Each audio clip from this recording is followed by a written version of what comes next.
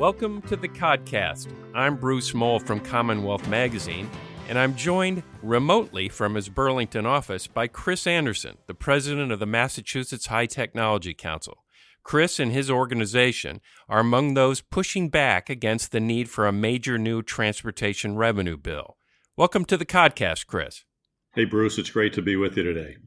Let's set the stage. It's the middle of November. House leadership wanted to pass a transportation revenue package before the legislature recesses for Thanksgiving, so time is running short. No package has emerged yet, and the Speaker told one of CommonWealth's reporters on Wednesday to stay tuned on whether a bill will cross the finish line this week. What do you hear, Chris? Well, I think the legislative leadership is listening to a lot of the perspectives that we and others have been providing them. The key is a pending transportation bond bill that has a nearly $20 billion 5-year spend and includes a revenue component that would be targeted at some environmental benefit. I think that is the message that's causing the House to think about the timing of when they take up what otherwise looks like a rush to judgment on a gas tax bill. So you think they're trying to decide whether to back off until maybe next year to have this fuller debate? I think if the leadership waits until January, there'll be a much better opportunity to assess where the governor is in amassing support for this 11 or 12 state compact on the congestion tax.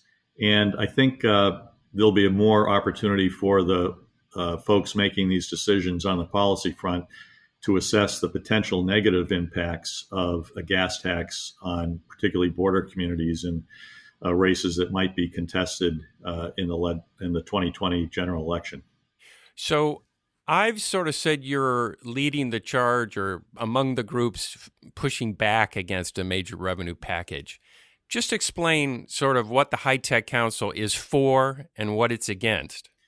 Sure. The council is really trying to keep the state's private economy that's been robust now for years, strong and on the move. Since 2010, the state wage and salary growth has been up or seen an increase of $90 billion. That's generating a very low unemployment rate, as low as I think 3% in this past July.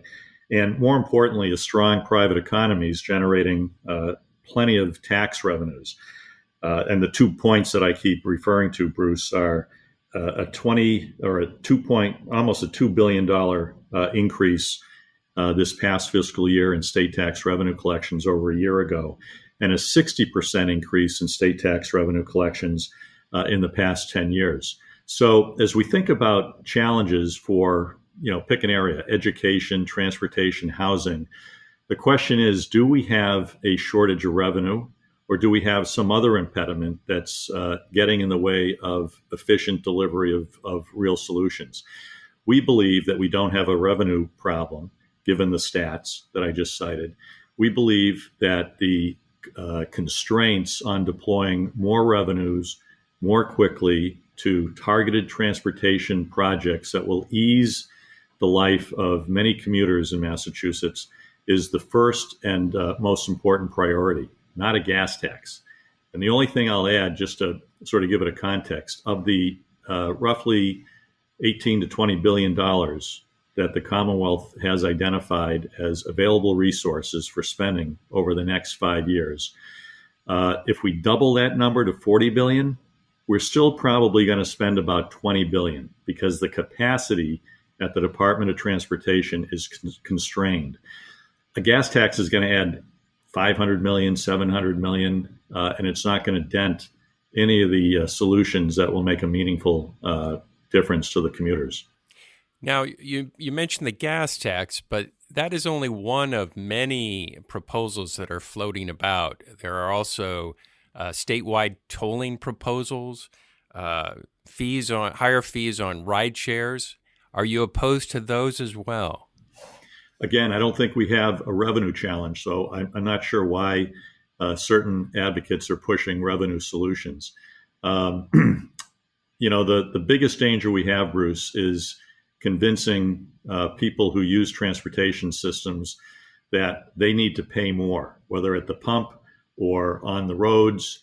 And if the argument or logic is now shifting from we need more money to create more solutions to we want to create a higher cost to change people's behavior, I think that's going to run into a buzzsaw. Unless we optimize, for example, meaningful improvements in public transportation, and a small example is the commuter rail. If we can't have somebody ride the commuter rail with confidence that their cell phone call won't drop or that their internet connection won't be interrupted, we're really not going to succeed in convincing people to change their transportation patterns. Let's take that then. You mentioned commuter rail, and that is just one of many areas of our transportation system that people are calling for dramatic changes in the way it operates. Some of which would be extremely expensive, electrifying the commuter rail, more frequent service, all of which would seem to spur people to get on the train to use it, it would seem, or at least that's the theory. But that costs a lot of money, and even despite the higher revenues you're talking about, the Baker administration is only sort of planning the early tentative steps of this, admittedly 20, 30-year transformation of that system. It sort of sounds like what you're saying is we need to proceed deliberately and incrementally to make these changes. Others are saying, no, we need to be more dramatic and think bigger over, again, not immediately, but over a 20, 30-year span. Yeah, first of all, I agree that taking a next generation view of what our transportation system ought to look like is way overdue. I don't think we start raising taxes to fund something that isn't clearly identified or has a sort of traditional plan on how we're going to go achieve it over time. The fact is that the transportation funding discussion can't be viewed in isolation. And I'll just mention two frameworks that the High Tech Council's aware of. So one, you've got a quick sidebar on a major commitment the legislature is making in public education. I think $1.7 billion over the next 7 years. They don't need a new tax source for that. And the Senate president has identified the strong economy and keeping a strong economy an essential part of that funding plan, because as I mentioned at the top here, the strong private economy is generating a ton of revenue. Similarly, you have this pending potential change to the Massachusetts Constitution that will embed taxes into the Constitution on a certain class of taxpayers, ostensibly to fund education and transportation. There's a major policy disconnect between the proposals that are headed perhaps to a change of the Constitution for voters to decide, and policies currently being decided by the legislature on the topic of education that they admit doesn't require a new tax source. So I think adding yet another series of taxes, whether they're gas taxes or congestion tolling, without a legitimate plan or without the proponents being able to answer specifically what this new money is going to be used for, is putting the proverbial cart ahead of the horse. But you do support the governor's transportation climate initiative. Am I hearing that correctly? Yes. A multi-state tax, in this case, it's a wholesale tax on gas, would be preferable for a couple of reasons. One, Massachusetts isn't acting alone. It would minimize border hopping into New Hampshire or other states for lower gas prices. And secondly, the money would be specifically targeted for an environmental benefit, reducing transportation-related carbon emissions. I think that's a critical objective that makes terrific sense, and it's clearly and tangibly identified. It's not amorphous like some of the other Massachusetts transportation agenda topics that are floating around. And that's why the council supports the TCI tax. Amorphous. talk a little bit more about that, because again, I agree that there's at least the legislature hasn't outlined yet, we're going to raise these revenues to do these initiatives, and specific A to Z type, drawing the line between the two. But they are making the case for new revenues for transportation initiatives that presumably would reduce congestion and address a lot of environmental problems by getting people out of their cars and making our transportation system run more efficiently. I guess I'm a little sense of, one, the TCI is a gas tax dressed up as a different name, and yet you're opposed to gas tax and other fees that would do the same thing, but maybe in a different way. That's what I'm hearing. What am I not hearing? Well, let me restate why we support the tax in the transportation bond bill. It is a gas tax. It will be a tax only implemented in concert with 11 or 12 other states in the Northeast. And it's specifically targeted for an identified environmental purpose of reducing transportation related environmental emissions.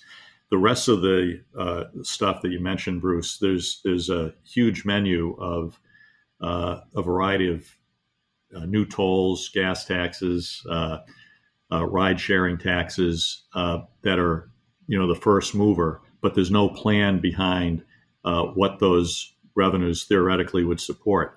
And if, again, as I mentioned, if the design of those new taxes is to change people's behavior, you've got to first come up with a realistic and believable plan to improve or expand service on existing or new public transportation options. And that includes optimizing the efficiency of the system that's currently in place.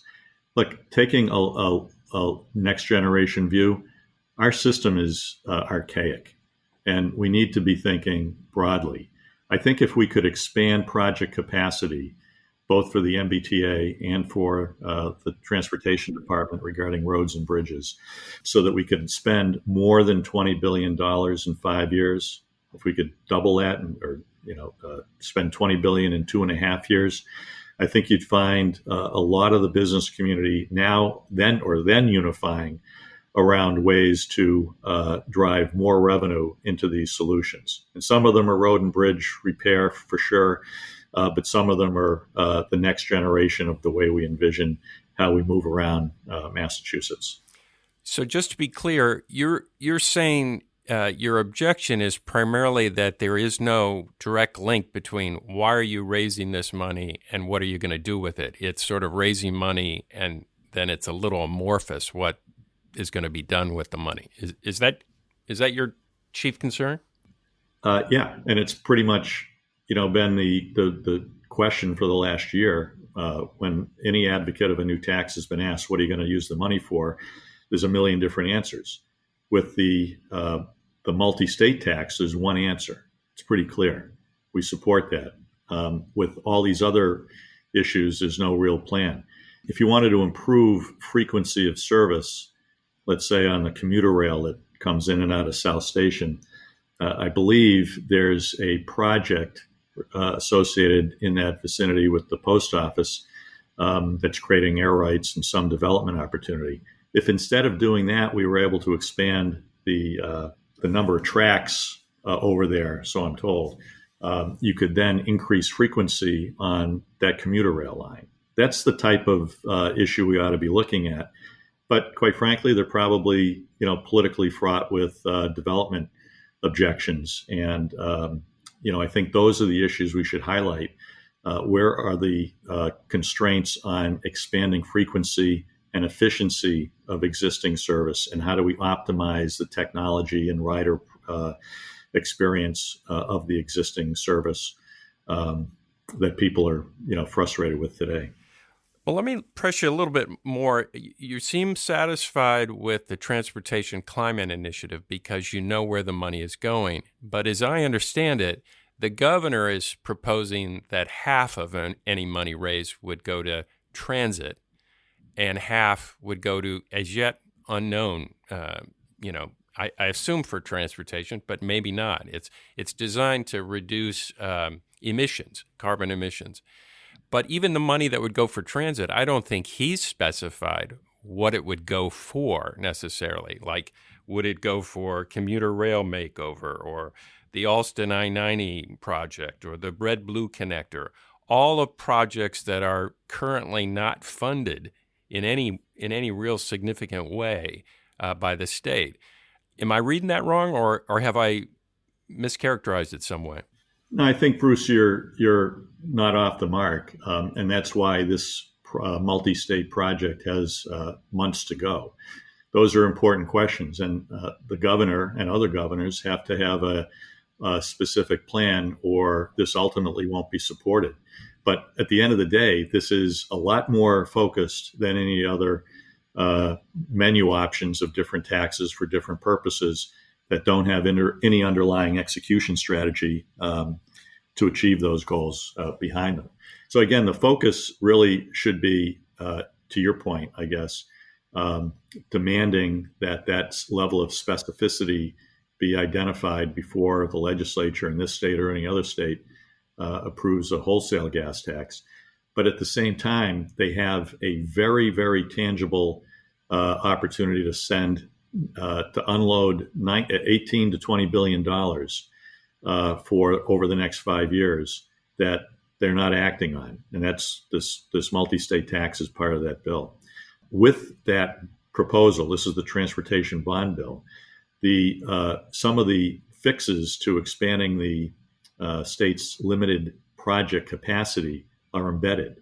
And I think if we start loosening or broadening the state's project capacity to deploy more of that money more quickly, we're going to see the most beneficial impact of any plan on the table today, while we continue to work out what either the next 25-year plan looks like, or what we do very specifically and effectively to modernize or optimize public transportation to begin supporting the move on people's behavior so they get off the roads and into public transportation, or change their work hours, or work from home, or there's a series of things that can be woven in there.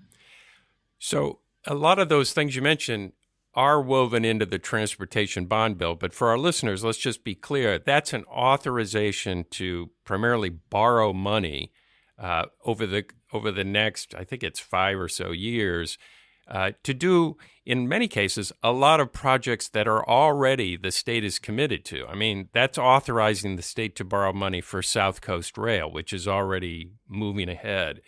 It's authorizing money for a number of projects that are already, the Green Line extension, municipal bridges, a complete streets program. It's authorizing money that's already sort of planned to spend. It's not. It has some new money as well, borrowed money to do a lot of initiatives, but it's not a big leap, a big transformation of the system as we know it now. Do you agree with that? I totally agree with that. So let's take the step of passing that legislation to accelerate resources to known projects, maybe in a more speedy function because of the broadening of project capacity, and know that this is being done without raising anybody's cost of driving around the city. This is substantial money. If we blow through $20 billion in 2.5 years, I think the High Tech Council would be among the first to say, all right, now how do we fill that pipeline and start making meaningful changes for the next generation of commuters? So if I had to sum it up, what I'm hearing then is you want a more step-by-step, somewhat not incremental, but steady growth, rather than what we're hearing from a lot of your colleagues in the business community and a lot of advocates is for dramatic change. You're more steady as she goes, keep improving, but don't shoot for the stars. Well, dramatic change being advocated by those proponents that you just mentioned are the same kind of dramatic change that is targeting a redistribution of wealth from the people that are generating the success of our private economy. I think the risk here, Bruce, is that overshooting, overtaxing without a plan to support it helps create conditions that move Massachusetts closer to Connecticut or New Jersey-like environments that become less or more costly to do business in, with very little improvement to show for it, and begin to create increased pressures on people that live and work here, people who are creating jobs in Massachusetts, to consider other locations to bring the benefit of their private economic endeavors. So, look, we're trying to prevent Massachusetts from becoming Connecticut. We're all in favor of the right investments that actually result in solutions that are meaningful. We're not in favor of revenue-centric solutions when all evidence to the contrary, Massachusetts has revenue growth year over year that is the envy of the nation. Why isn't more money going into transportation? Because 60% of the current state budget is gobbled up by unfunded pension liability, debt service, and public health care. That's 60% of the state budget. Our growth is going into that category. If we get serious about managing and harnessing the benefits of the revenue growth that comes from a strong private economy so that we can invest in education, transportation, housing, public safety, then we've got to think comprehensively about how we're managing a growth economy and what is consuming all of the benefit of that tax revenue growth at the expense of things like transportation. So let's not keep adding taxes for the sake of appeasing those who say we need more tax revenue and tricking people behind the wheel into thinking that that extra gas tax is going to shorten their commute. Not by a long shot. So we're trying to think of this not as an isolated tax policy, Bruce. It's part of a more complex series of related activities and policies being considered at the State House that, if taken together, could create conditions that weaken the state's private economy. Then that'll end up reducing state tax revenue collections and doesn't do anything in a meaningful way to advance transportation improvements. So let's close with going back to where we started a little bit. We're talking right as House leaders are trying to decide what to do in the coming week. Have you been in to see Speaker DeLeo and make this case to him directly, or how have you made your case to the legislature? We've met with members of the legislative leadership in the House and the Senate, the administration, on an ongoing basis. They all know exactly where the point of view of the High Tech Council is, and our colleagues that are with us in the business community. They realize there is no unified business support for a gas tax. And quite frankly, I think if I were in the legislature getting ready for a 2020 reelection campaign, I'd want to make sure I could answer the question of my voters that any new tax on top of all this great tax revenue growth that I might otherwise be supporting was backed by a really specific, tangible, and doable plan to invest. And you think your message is having an impact with the House leadership? Well, I would encourage the House to take this up in January. And with that time having passed, they'll have a lot more information. We all will on how the other states are doing and getting behind this multi-state retail or wholesale tax.